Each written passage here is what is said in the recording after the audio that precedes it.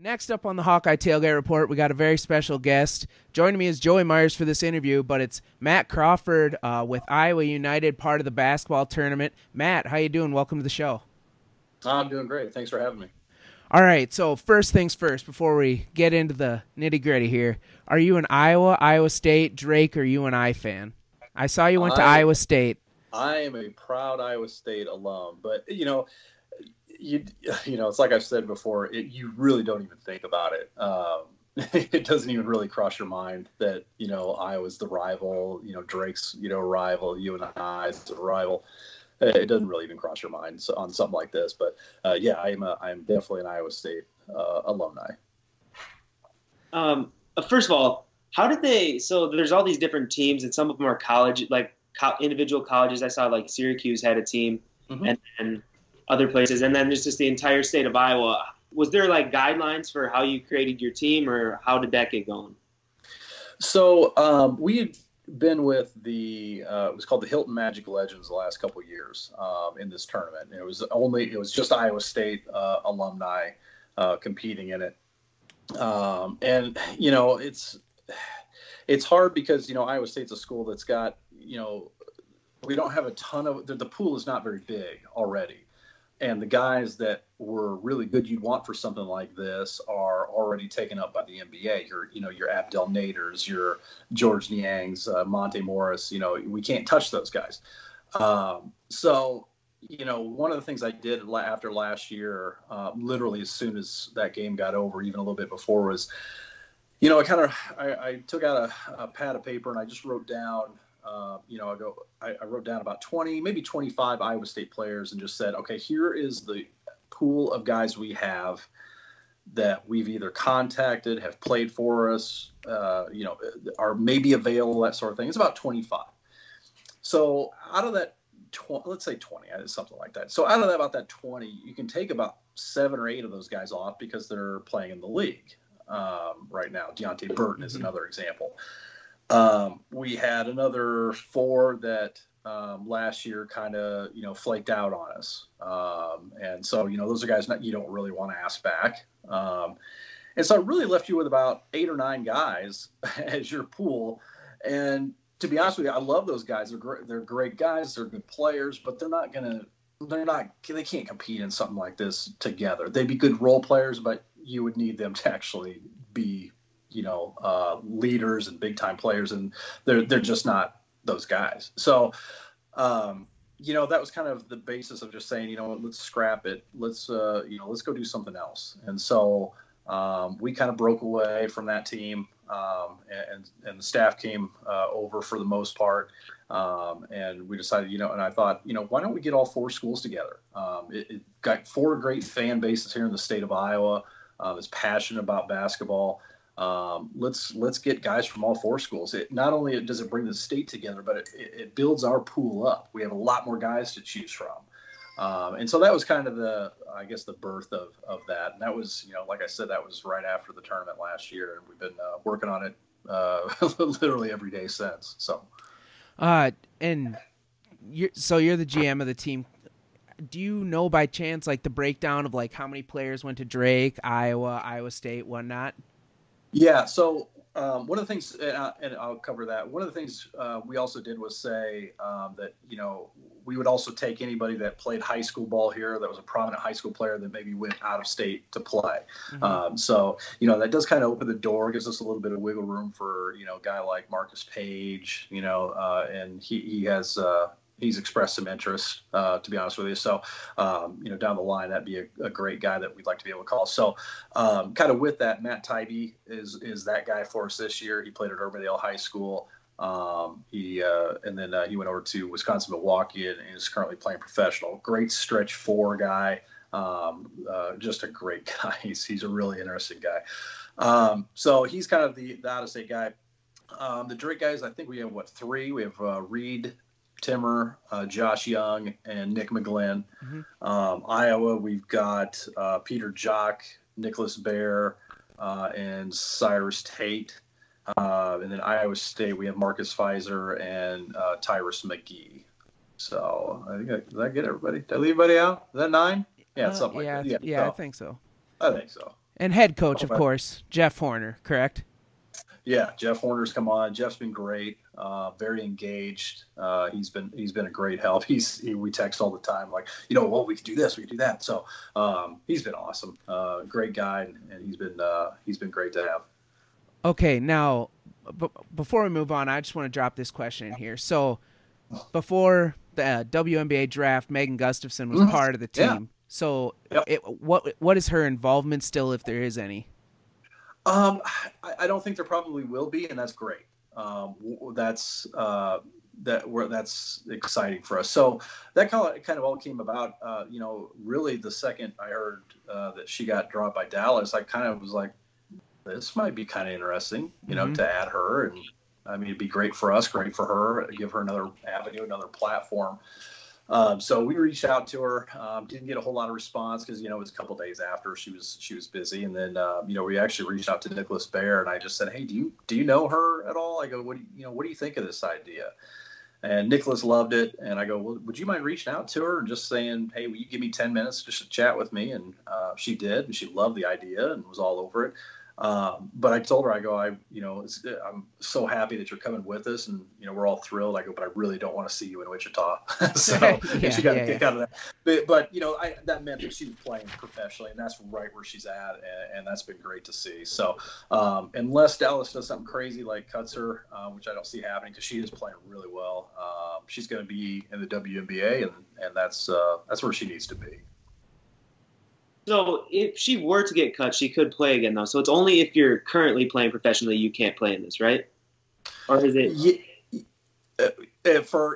So if you have a active NBA contract or WNBA contract, you can't play. Now it's a little, now two-way guys, two-way players can play in this. So a guy like Naz Long could play in it if he wanted to, but a lot of those guys, especially the young guys, they don't necessarily want to risk that right at this point. And we get that. Right. But yeah, if they have an active WNBA or NBA contract, they cannot play in a tournament like this. Yeah. All right. What did you have to recruit for this, or was there a group of people that were supposed to come in contact with these players, or how does that whole thing work? Yeah, a little bit. You really do. It's kind of almost like you want to throw a party and you want to ask all the popular kids. You gotta, you kind of got to get those first couple are kind of going, all right, well, who else is coming to the party? And it's just kind of, some of it's just luck, playing a lot of basketball myself, you get to know certain players and you get to, get to know certain guys. So, one of the guys I got to know real well is a guy named Linrick Rogers. Linrick is, I think he's Drake's 5th all-time leading scorer, but he's real close with Peter Jock. I was already close with Tyrus, working with him last couple of years with the Hilton Magic Legends group. Mm-hmm. So those were kind of our first 2 phone calls, and those were kind of the anchors to this team to say, all right, this has some legitimacy. So having Linrick vouch for us and what we were trying to do, and Tyrus, kind of going over, and Tyrus didn't need a lot of selling, but we definitely had to talk to him about, okay, we understand how things ran the last couple of years. Me running this now, here's how this is going to change. Here's how this is going to be a little bit better for you guys. So, but yeah, getting those first 2 guys was big. And then it's kind of, guys kind of just fell into place, and, we made calls, and I haven't told the story on any other show or podcast. So we literally had one day during all of this where I called my staff and I go, seriously, if we don't get these guys today, and they were like, it was coming down to one day. If we don't get it, I think we're done. We can't go. And then in one day we had Bear, McGlynn, and Reed Timmer all come in on the same day. Huh. And so I was like, all right, here we go. Yeah. So, but yeah, it's, and sometimes that's how it goes. It came down to literally one day. If they would have told us, hey, we got this, that, and the other, we weren't going to do it. So, but no, we're thrilled. We're thrilled with the roster we got. But to answer your question in a long-winded form, you do have to do a little bit of recruiting because it's got to be worth their time. And I'll give you kind of an example for people that kind of watch a little casually, I mean, these guys at this level are going league to league to league. So it is, they're playing overseas in the league. Tyrus is playing in like 2 leagues over there. It's crazy. And then, they come back, they've got a little bit of time off. They might play summer league, and then they're right back at it. So, reach out to a guy like, Melvin Edgem from Iowa State's another good one. He likes the idea, but he's like, hey, I've got 2 months off to be with my family and do the things I got to do this summer. This is literally the only times off they have. So some of those guys just don't have the time. So you've got to make it worth their while to do this. And I think we've done a good job with that with some of our marketing stuff and things we've done social media wise for them. But there's a little bit of recruiting that's involved. That's for sure. Before you went through and you listed off the players on the team, and you don't play until July 25th, correct? Correct. Do you have any insight as to who the starting 5 might be, or can you? I don't know. I told Coach Horner that. I go, really the way we've constructed this, and this is the way we wanted to do it, is we wanted to be, we wanted some versatility. And so, I kind of set it around, and then our staff helped with this as well, just kind of in their contacts and helping in this. We really wanted to build a team around the idea that we wanted a lot of shooters, a lot of outside shooting, a lot of good guards. And then our inside presence, I wanted guys, because this was a little bit of the trouble the last couple of years with the Hilton Magic Legends team, is we just got pushed around everywhere. And I didn't want that to happen again. So, you go get a Marcus Fizer, grown man. He's not going to get pushed around. You go get Nick McGlynn. He's a defensive player of the year in the Missouri Valley. He's not going to get pushed around. Cyrus Tate is a bulldog. He's not going to get pushed around. Tybee. If you guys see Matt Tybee, nobody's pushing Matt Tybee around. So that was kind of the model that we wanted to kind of take a look at. Is we wanted real deadly outside shooters and an inside presence that was a little bit can be mean, and that's kind of what we have. So we'll see how that plays out. Do you have any players you're looking forward to seeing on the floor again?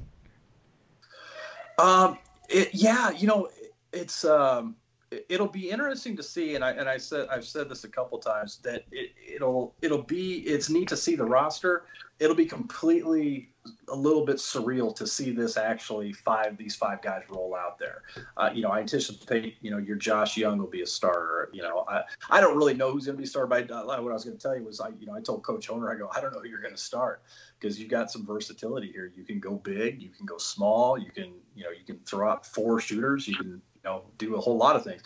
But I think it's going to be really interesting to see if this plays out. Josh Young, Peter Jock, and Tyrus McGee as your backcourt. Just all those 3 schools, those guys, and then you're gonna probably Nick McGlynn will be in there. I can't imagine he wouldn't be. And Tybee, I'd imagine. So if I'm just spitballing, but I don't know. And then I've told Coach Horner, this is your team. I'm just helping you put together. You play who you want. I'm not looking over your shoulder. So whoever he wants to put in there is who he's going to put in there. And I was looking at some of the teams before the interview, and a lot of their teams I didn't really recognize. Many of the people might be because I'm young or I'm out of state for a lot of those, and I did recognize a lot of the people on the Iowa team, and I think that you guys stack up fairly well against the other teams. How do you think you stack up against the other teams? Pretty good. There's going to be a couple things that work a little bit against us, is that, we, for the most part, other than Tyrus, we don't have a ton of experience in this. So some of these guys, especially the young ones, they're just out of college, like the Nick McGlynn's and the Nick Bear. The guys that are showing up to this are grown men. I mean, they're playing professionally, a lot of them. So this tournament has really evolved from being almost, hey, we're going to go get 5 good rec league guys and try to play in this, to where now every team has overseas professionals on it. So one of the things that is going to be a challenge for us is to understand that, hey, these guys coming in, you don't understand how incredibly hard they're going to play. They don't want to waste their time either, traveling all over and being away from their families to not play hard. And so we're going to have to, that's going to be a little bit of a challenge for us, I think. Not that I don't think our guys will play hard, but just understanding the other teams are going to be out there, are going to be really playing hard. So, yeah. I don't know if I answered your question. Yeah. That's fine. That's fine. You're spitting out some good knowledge to the fans right now, so that's all that really matters. Looking at the bracket, there's seeded 1 through 8. How were the seeds decided? Okay, so that's the tough part, I think, for the tournament, is because you don't have a season to watch a team's play. So, they've got to just kind of base it off of, who they do know. They're not going to know everybody, but a little bit of it is storyline. And so when you see, like we've got a 7 seed now, the margin between a 1 and an 8 in this kind of tournament is not very much. It really isn't, because everybody's got overseas guys. Everybody's, for the most part, pretty on par. You're going to have 3 or 4 outliers that are really good. So the seeding process is almost more storyline than it is anything. And if you look at like our situation, we're one of only 2 teams, or one of only 2 games that are going to be featured in the opening round on ESPN. Now, we're playing Wichita State, who's at home. You're going to want to put them on TV because it's a packed house. They're selling a lot of tickets. And I really believe one of the reasons we got in is because our story is a little bit unique in that, we're the only place bringing in all 4 schools from a state. We're Iowa United. We're bringing in the entire state of Iowa to cheer on one team. Mm-hmm. So that's a good story. Kansas has got an alumni team, and they're going to be playing Sideline Cancer. Another good story. So when you look at the seating, you got to take it a little bit with a grain of salt, because they want to sell tickets. They've got to develop these stories, and we think we have a good one, and obviously we do, because we got selected for that. All right, now if you just had to take a shot in the dark here, what do you think Iowa's chances are of making a little bit of a run in this tournament? You never know. I mean, it's basketball. You can guys can get hot. I mean, that's the reason we got these shooters, because we're going to try to hit home runs. We're not going in there, with guys that aren't going to do that. We got guys that can shoot, and we're going to take our shot at it. But you never know. If things go right, you can make a little run in a thing like this. So, yeah, I like our chances. I mean, we all do. That's why we're all doing this. So, but, like I said, a lot of this becomes beyond the basketball part of it. If you followed us kind of socially a little bit, it's kind of what we do with these guys, socially, marketing them a little bit, causes they're involved in, fan interaction, hype videos, that sort of thing. So we've really kind of focused, and we're the only team that does it this way. If you look up and down in these teams, and we've really kind of tried to focus more on these guys leading up to the tournament, to kind of get their name out there, get to know them a little bit better, because we think that's fun for the fans. I mean, you think of any sport, any team that you like, the more you know the kind of the players a little bit, the more of a fan you typically are. So that's been kind of one of our plans for the beginning. Is to do it that way. But, yeah. Okay, and then one last question before we let you go here. How can fans get involved? Because that's like a big portion of the basketball tournament, is fans can kind of buy portion of the team and, like, support them throughout that. Yeah, I mean, we're kind of, we're kind of past the part where, not that we don't enjoy the sport, but, following us on Twitter is great, because, we're kind of past the point where we need votes to get in, that sort of thing. So, right now, I mean, if they want to follow us on Twitter, that's great. We have a meet and greet coming up next month. That would be great if people want to come out and support that. We're going to be doing that on July 23rd, and that is going to be at Uptown Garage Brewing in Ankeny, Iowa, and that's at 305 Southwest Walnut Street in Ankeny, and that's going to be July 23rd from 6 to 8. So it's a free event. You can bring family, friends, kids, come out and get autographs, take pictures, whatever you want to do. But it's going to be a free event. It's a brand new brewery. It's a fantastic place. And so that'll be a lot of fun.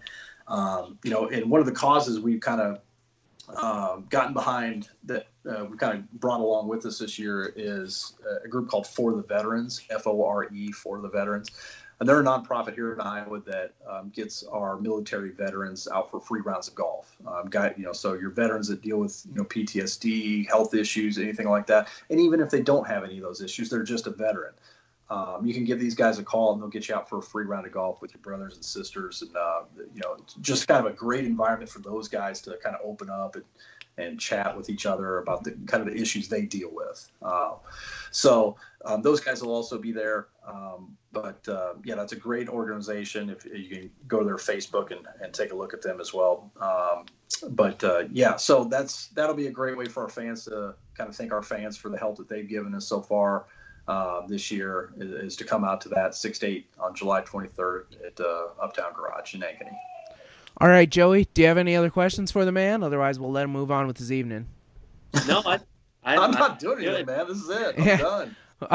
But their Twitter page, Iowa United's Twitter page, is Iowa TBT. So go follow them on Twitter. Only 1,400 followers right now. We can get that number up. We got to get that number up. First game is July 25th, as we mentioned, at 8 p.m. Central Time on ESPN. So I know I'll be tuning in to watch some of my favorite former players play some basketball, and hopefully the Iowa team can put together a nice little run. Matt, thanks for joining us on the show. Hey, I appreciate it, guys. Thank you so much.